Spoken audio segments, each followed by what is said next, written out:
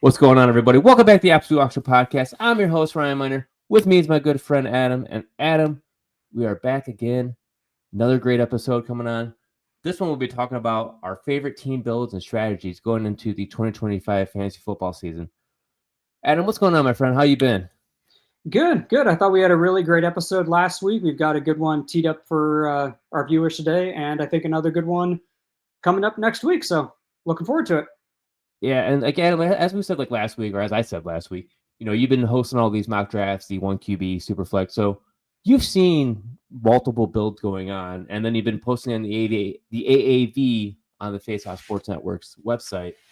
And I took a look at it, and it's very interesting of what type of strategies people are using. Mm-hmm. And you and I were talking off screen about, or actually offline, about value-based drafting. Mm-hmm. And how interesting it was. Do you want to get more in detail about value-based drafting right now, or do you want to wait when we start looking into strategy and team builds? I mean, we can touch on it for, just a second. It's kind of an interesting concept. I think it really, marries the projections that folks can find on a great site like Fantasy Pros that has all the consensus projections built right in. And then if you pair that with the AAV, I'm working on a formula right now with one of our good friends, Seth Keller from Fantasy Data, and putting together a really cool dynamic sheet that actually takes all those settings and formulas and spits out some really great information regarding value-based drafting. It's something that we're just kind of scratching the surface with, but it is something I definitely want to explore more, and especially pair that with auction, because I think it's something that can definitely be used to great value. Yeah, because one that we looked at, which was hard to believe, was the difference between Christian McCaffrey and Alvin Kamara when it comes to value-based drafting. But like I said too, no two auction drafts are ever going to be the same. Like you and I, we can have 10 other people in a draft with us, do a whole draft, say, okay, that's one draft. Let's start the same draft all over again. We're at the same scoring, same everything, and it's all going to be different again. Like I've never seen one draft be just like the other. No cost has ever been the same. No lineups have ever been the same. Everyone just kind of bids up and bids down. It's crazy. Yeah, I mean, and that sort of is the beauty of auctions. I mean, it's something that makes it so unique and different from your traditional snake draft, which I think is what is really appealing to me. And I think a lot of the folks who enjoy the format is that you can't ever get complacent in your strategies when you're going into a draft, because you always need to adapt and adjust, because you might have a plan going in, which is great, but what's plan B? What's plan C? What's plan D? You need to be able to adjust on the fly. And I think just for, us that play in the format regularly, it does make it more appealing. It makes it more fun and not so stagnant that you can sort of predict how it's going to go, time and time again. No, because in auctions, you're on the clock no matter where you're at. If you are the first nominator, if you're the last nominator, it doesn't matter where you are in the nomination list, because either way, you have the opportunity to bid on that player just like everyone else does. So if you're in the 9th spot, it doesn't matter. If you're at the 12th spot, it doesn't matter. If you're at the 1 spot, it does not matter. Sometimes I like to just go to the end spot just because I like to see what people do that are seeing what their strategy is, or trying to see how they nominate to kind of get an idea of what they do. So I always like to study the room. That's always what I always like to say. Yeah. But yeah, we got fun with going into here, going to 2025 strategies. And looking at the market right now, Adam, what is your preferred team build or strategy as of right now, today? Was it July 21st, going into your auction drafts? I mean, I think our viewers and listeners from last season will definitely remember that I was completely all in on the zero RB approach in auctions. And it really wasn't a popular take, but the market, in my opinion, really supported it. The value on running backs later in drafts was really incredible. You were able to fade top dollar running backs and still build a strong backfield without spending more than $20 on anyone. Guys like Kenneth Walker, Aaron Jones, David Montgomery, Joe Mixon, James Conner, Ramondre Stevenson, Brian Robinson, Chuba Hubbard, Chase Brown, who was actually one of my flag plants last season, Yeah. if you remember. They were all major discounts, and they really weren't just flyers. A lot of them were weekly starters. Most of them were weekly starters. And in the case of someone like Brown or Hubbard, those guys were league winners. That freed you up to spend big at quarterback or wide receiver, which is obviously really crucial in Superflex formats.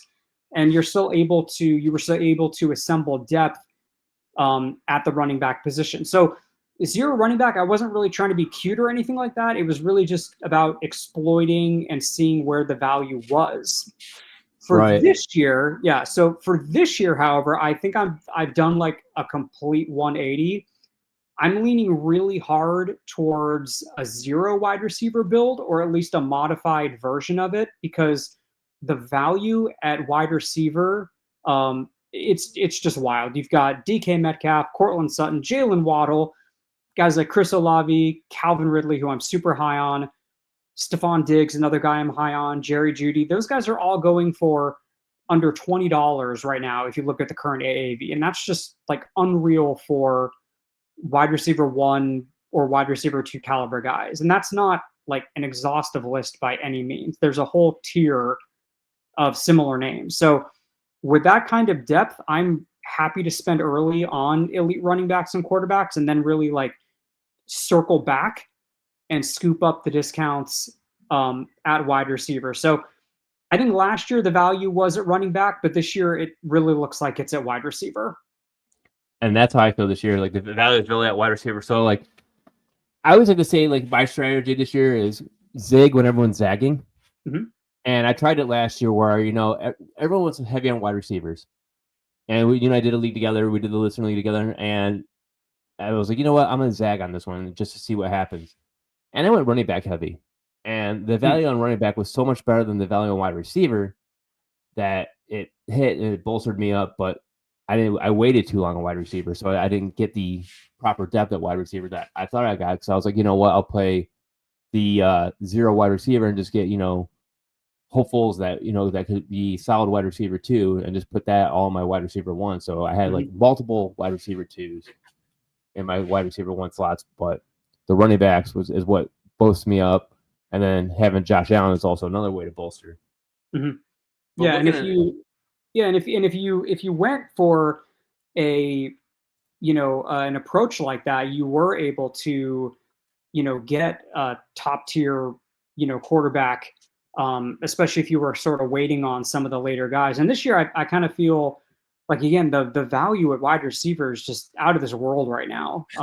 There's just so many guys like later in drafts where, you can just wait around on wide receivers and get some of those guys I mentioned and just have like, those are starter quality guys. Like, regardless of how you feel about them, like those are all guys that are going to be like no worse than, the second target, on their team. Most of them are going to be their number 1 target. So if you can get all those guys for under $20, like that's great. And once again, when we talk about these leagues and our AAV, it's based on a 12-team PPR, 1 QB, and Superflex formats that are a $200 budget. Mm-hmm. Yep. So never forget that. So usually when you do them, Adam, it's 3 wide receivers you always have in the settings, right? Yes. So it'd be like 2 running backs, 3 wide receivers, tight end. 2 flex. You still do 2 flexes? Okay. Mm-hmm. So yeah, I mean the values right there in general are just beautiful. I mean, like you said, like going to 0 wide receiver, you possibly could, because looking at wide receiver 30 is Chris Olave based on the AAV. Mm-hmm. And I'm just looking at the general AAV overall. It's just, between it has both of them collaborating. So you're able to do that and see 1 QB and Superflex all as one. It has Chris Olave at $12. I mean, where else can you spend $12 on a wide receiver? And then you want to spend a couple dollars more, you're basically up to wide receiver 23. That's how much of a drop it is. Mm-hmm. Like you said, so like top 24 wide receivers, you can get one for under $20, no problem. Yeah. And, just on, since you mentioned Chris Olave, like, yeah, I get it. Like the Saints aren't going to be like this super high powered offense this year, but they still have Kamara. They've got, probably a rookie quarterback, but Olave and Kamara are going to be, it's going to be an extremely like the targets are going to be funneled between those two guys for the most part. So, yeah, again, the Saints offense isn't going to be anything great, but Olave is going to get a ton of targets. Kamara is going to get his. So, yeah, that's a great value for a guy who could be a wide receiver too, with potential, wide receiver one upside and some spike weeks when they actually do have like one of those rare offensive, blow up games. Right. And like last season, like we had Josh Allen as the number one quarterback overall based on the AAV. I was a mad hater on him. I was saying he wasn't going to be the number one again. There's no way he's going to finish back-to-back number one.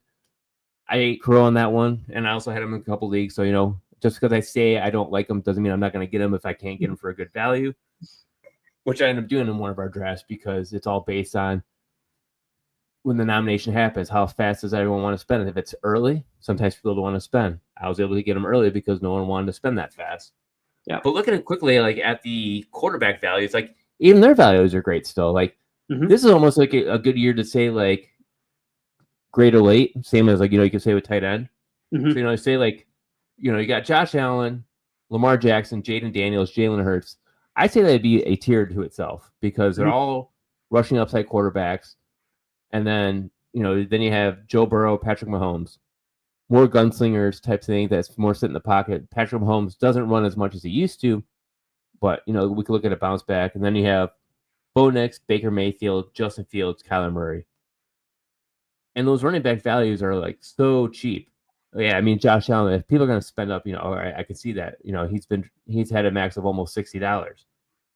But outside of that, every other running back or quarterback has been $50 or less. So there, you can still find tremendous value. Like you don't have to spend up on the quarterback. But I almost feel like this year would be another good year to spend up on quarterback, just because like you get one of those top fours, or then you just kind of just drop down and say, well, I'll settle with a Bo Nix. I'll go with a Drake May.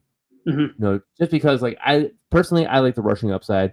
The gunslingers can get you your points. I mean, look at what Joe Burrow did for fantasy managers last year.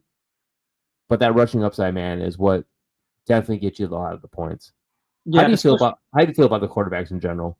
Yeah, I mean, and especially if you play in a league that's 4 point per passing touchdown, then you definitely want to get someone that probably has a little bit of rushing upside, just to kind of give you a safer weekly floor. But if you play in like a one quarterback league, for example, there are just some like absolute studs that you can get for like just $5 or less. And these guys are all like legitimate weekly starters. These aren't like, scrubs by any means. Like, right. You can get someone like a Brock Purdy, a Kyle Murray, Caleb Lawrence, Dak, Herbert, Drake May. I mean, those guys, especially someone like, Lawrence and May, like those guys have a ton of upside this year. Caleb obviously does too. Dak at the Cowboys, they're probably gonna, or at least very close to the league in pass attempts. The Cowboys they have no running game, so yeah, I mean they're gonna have to throw the ball. Yeah, and I think Dak is like $4 or $3 in one quarterback league. So, if you play in a one quarterback league, I would absolutely advocate for grabbing one of these guys that I mentioned, and then just take the discount and hammer your running back and wide receiver positions. No, I'd be all down for that. Like, yeah, like if these quarterbacks go too high early, like so, like as we said, like about strategy, like what our builds are, how we have A, B, C, D type of builds. Like we would speak like that. We speak of the par sheet, and I always like to always make multiple par sheets. So say like, if I go expensive at quarterback, how high can I go at quarterback before it starts hurting me? And then then I have it on there. Then I have a breakdown of my running backs, wide receivers, tight ends. And then so on and so forth. Same with, if I go running back heavy, wide receiver heavy, what if I spend a top dollar on a tight end? Like I kind of have those builds all there. That way I can kind of use it more as a guide and not say like, oh, I got to take this to heart. It's a guide to show me that like, okay, you know what? You're still fine. Don't panic that you spent this kind of money on said player. You're still good. Yeah. And, we always, we had said that, it's great going into an auction to have a plan. Or multiple plans, but we all know that like as soon as the auction starts, as soon as those bids start flying, like it doesn't take long for your first plan, your second plan, or whatever to just go right out the window. So you have to be able to adapt. You have to be able to adjust. And yeah, that's when a par sheet can help. That's when having, some tools like the AAV can help to see where people are potentially overspending or underspending, see where the value still lies. But again, that's one of the reasons why auctions are so fun and why they're not as predictive as snake drafts. So yeah, I like that. I like that plan a lot. Yeah, I mean, like if like so, like my plan this year would be I want to go wide receiver heavy. Uh-huh. You're gonna go zero. You're going zero wide receiver. I'm going basically what I'd be more like zero RB, but I'm not going to do zero RB. I will settle with more of like the RB2s, Mhm. or if I can get that RB1 that based on my whatever I write my par sheet and say like, all right, I'll budget $38, and if I get an RB1 for 36, well then I'm all set my RB1, and then I got an excellent deal, which can also happen anywhere in any draft, but you never know when it's going to happen until Mhm. you pull the trigger. It could be early, it could be later. Yeah. But if that happens, like I'd be happy to land like I said earlier to you, a Drake London and an AJ Brown together as a Mhm. possibility to start off to my draft. Just because if you can get those two type of wide receivers for high 20s, low 30s, you're at let's say $70 of your draft is in those two wide receivers. You're looking fantastic. You still have $130 left to go. Mhm. Like you're not stressing going, oh my god, I spent 100 some bucks on two players. What do I do now? No, you're at 130, and you still have plenty of space to look at quarterback, look at running backs, look at tight ends. Like you can go many different ways with that, and that's what's fantastic about I feel about like this year in auction drafts. Yeah, and I think that one of the patterns that I've kind of noticed in doing all the mocks that we've done this off season is that I think that a lot of people are either like doing a really like studs and duds approach, or they're just sitting back and waiting it out completely. Just they're sort of punting on almost every position. Mm-hmm. But the studs and duds approach in particular, I think it's appealing for a lot of people because they can, you can grab like Josh Allen, a Bijan, a Jamar Chase, but it depletes your budget, just like in seconds, basically. And I think it really like leaves your roster pretty thin and kind of overly dependent on a few of those high priced players. And I think the real value is usually found kind of like what we've been talking about, kind of in that mid tier range of players where they can outperform their costs. So I prefer, even though I'm going into the season kind of more RB heavy than I normally would, or that I especially did last year. I think I still kind of prefer a more balanced build, just that it kind of gives you depth and the flexibility, and better just upside in general. Yeah, and sometimes it even gives you multiple trade pieces too, or you're like Mhm. you have all this depth and you can't do anything with it, but you want to start it, but you can't. Yeah. So then you're like, if I trade these two players, I can get said player be in my starting lineup, and then that just bolsters your starting lineup because you don't want to just add depth. You want to add starting pieces that get you fantasy points because you don't score fantasy points on your bench. You score fantasy points in your Mhm. starting lineup. Yep. Get those guys out of there, get the better ones in there that you can, and hope for the best. But like, if you're gonna do studs and duds approach, Adam, like I say, the best way to do that is in 10 teams or less. Mm. You can that's an easier one to do it in compared to like 12 teams and higher, which is crazy because you only think you're like, well, you're adding two more teams. We're not really just adding two more teams to it. You're adding 32 lost roster spots now based on teams that say if it's 16 team or 16 roster spots, that's 30. You got 32 spots gone. Yeah, there's 32 players that you possibly could have had that are not on your team anymore. So 10 teams and smaller, I think stud and dud approach is best. Mhm.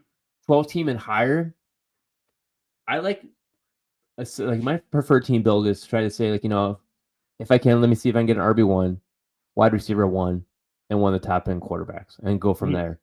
And if I can't, then just start shifting and adjusting.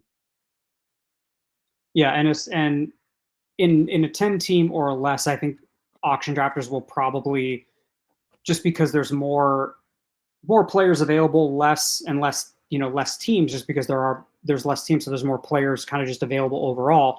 It's probably a strategy that most people would probably lean towards, just because they feel like the player pool is a lot deeper. So yeah, 10 teams or less, you're probably going to see a lot more people sort of lean into that studs and duds approach.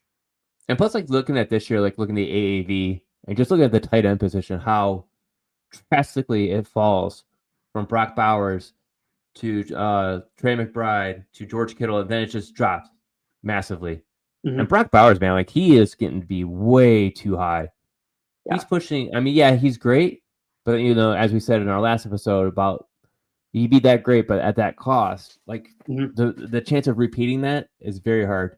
And basically, he'd really need what I think is he actually need more touchdowns.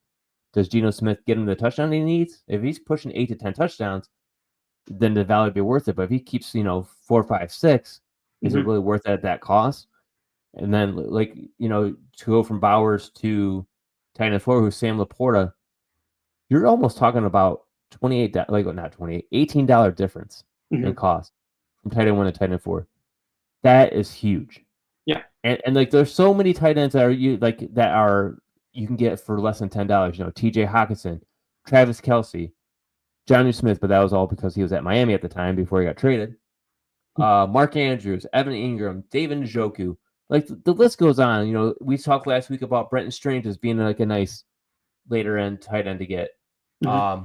You know, does Kyle Pitts actually finally do something this year? Like we're all always chasing the Kyle Pitts hype, hoping that he repeats year one. Tucker Kraft going to be that next great tight end in Green Bay, hopefully. Jake Ferguson, because the passing game's going to be so heavy with Dak Prescott. Like there's so much value at tight end right there. Mm-hmm. You don't even have to spend the top tight ends this year. Yeah. It's so cheap and so easy to get a cheaper one now. I'm actually kind of mind blown by it. Yeah, I think, and I think I actually said this last year on one of our episodes. It probably was the tight end episode we did.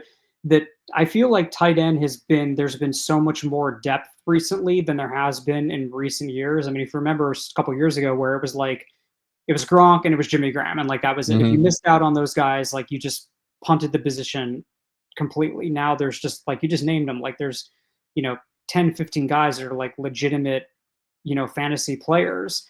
And just a quick note on Bowers, on the episode last week we did, I'm pretty sure Bowers was the only one who, in both one quarterback league and in Superflex, he's the only one where his price has actually been dropping every week since I've been doing these mock drafts, which is a good sign. That I think drafters are starting to maybe figure out that his price has been getting a little too high. But his was the only one. Like everyone else, every other player we discussed out of the 10, they were going up and down and up and down, up and down like a roller coaster. Bowers was the only one who was going down consistently in both formats. Right. And like you said too, like, Jimmy Graham, Rob Gronkowski, those guys were like difference makers at the position. They were basically wide receiver ones. Right. And that you were basically putting in the tight end position. The most current one that can do that or was doing that was Travis Kelce. Mm-hmm. Once Travis Kelce's gone, like does Brock Bowers really take this additional step forward? Does he become the part of this? Is he the next Jimmy Graham? Is he the next Rob Gronkowski? Does he have the chance to be taking the throne from Travis Kelce? Like that's a great tight end. And as you see in like ADP, you have Brock Bowers going a second round pick. Mm-hmm. AAV, I mean, he's basically 30, 40, in that slot of like players compared to ADP. So the AAV kind of gives you an idea of, yeah, he might cost this much, but like you said, he's going down. He's going down. So essentially that's almost like a 4th round pick. Bowers is essentially like in like one quarterback leagues, he's essentially like the 10th or 11th most expensive wide. He would be like the 10th or 11th most expensive wide receiver in that range. And I think in Superflex, let me pull up the numbers here. I think in Superflex, his AAV right now, so what the market is paying for him, $25 exactly. And as a wide receiver, that puts him at just below A.J. Brown, McConkey, but above Garrett Wilson. So he's right in that same range, 10, 11, 12. If he was a wide receiver, that's where he is.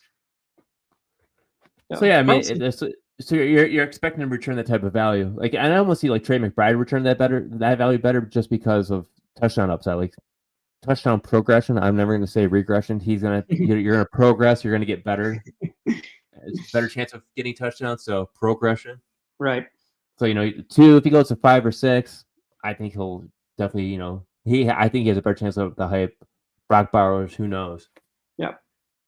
Yeah, but I think my strategy this year going into 25 again, just based on what I'm seeing, based on what the market is, what people are paying for these players, I think I'm going to try kind of like a 0 or a modified like 0 wide receiver approach and just see how it goes.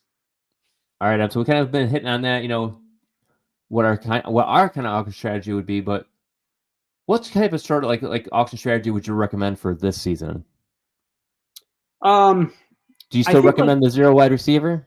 Yeah, I mean that's kind of where I am again, just based on all the mocks, the values where I'm seeing it. I think like generally speaking, if like someone is fairly new to auctions or they're just trying to kind of scratch the surface, familiarizing yourself with AAV just kind of so how you kind of understand where the market is valuing players, I think is really smart. But I think it's also really important, to build your own projections. Tier-based Mm-hmm. projections is great. You can start with like Fantasy Pros. Again, they put together really great consensus projections, pulling information from all these different sites.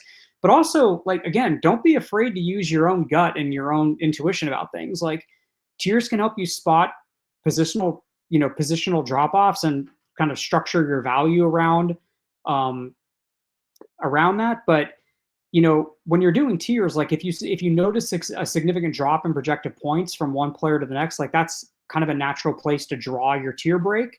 But again, don't necessarily rely on projections alone. If you're personally higher or lower on a player, scheme fit because of that or usage trends or just your own feeling, like don't hesitate to adjust your tiers. And but I think that is where AAV can be really powerful. Like once you build out your tiers, you can kind of overlay the AAV data and see how the market is kind of pricing each group. And Yeah.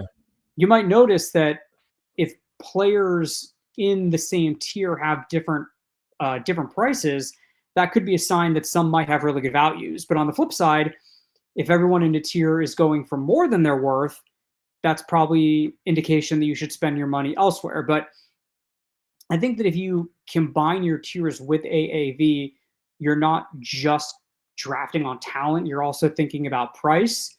So that's a good variable, which also gives you like a really clear plan for finding value and building a stronger team without overpaying.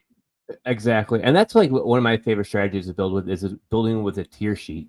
But Mm-hmm. then you get a better idea of kind of understanding what players are going for based on the AAV, and not just because that just gives you that solid value. Say average player cost is this.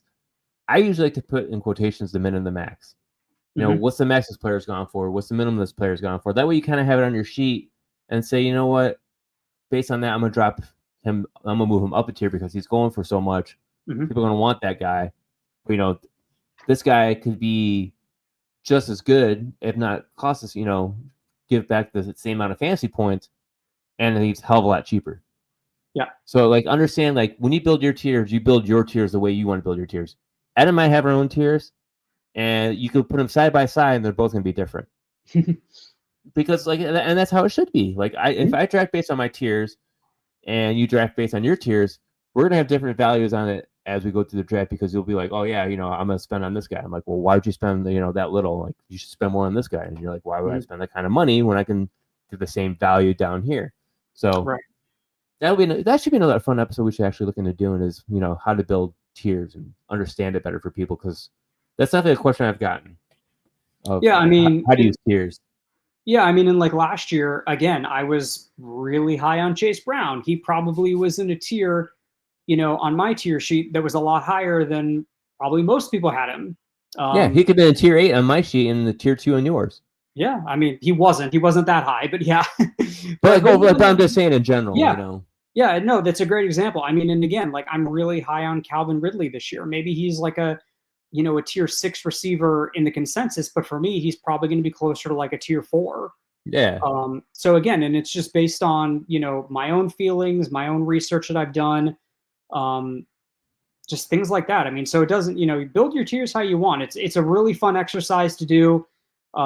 It's a great strategy to use to incorporate into your auctions. Put the AAV in there.